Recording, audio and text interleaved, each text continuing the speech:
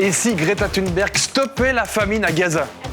Nous faisons cela car peu importe nos chances de réussir, nous devons continuer d'essayer. Car si nous arrêtons, nous perdrons notre humanité. On fait un petit récap, c'est l'histoire d'un petit bateau qui veut rejoindre la bande de Gaza avec un objectif, apporter de la nourriture à ce territoire en guerre, coupé du monde et où la population est littéralement en train de mourir de faim. Gaza se trouve ici, au Proche-Orient. La région est en guerre avec Israël, le pays voisin, qui empêche la nourriture, les médicaments et les secours d'entrer sur la zone depuis des semaines. Et le bateau, le voici. À son bord, plusieurs personnalités qui tenteront d'accoster sur la bande de Gaza, dont Greta Thunberg. Si vous la connaissez pas, c'est une jeune Suédoise qui a fait de la lutte contre le changement climatique son principal combat.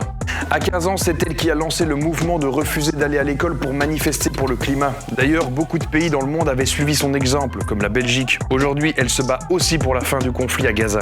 Alors partir avec un si petit bateau pour tenter d'aller nourrir la population de Gaza, ça pose plusieurs problèmes. Pour commencer, Gaza est encerclé par Israël, que ce soit sur la terre ou sur la mer, et comme on l'a dit, Israël refuse que l'aide puisse entrer. D'ailleurs, plusieurs bateaux ont voulu faire la même chose, mais ils ont dû faire demi-tour.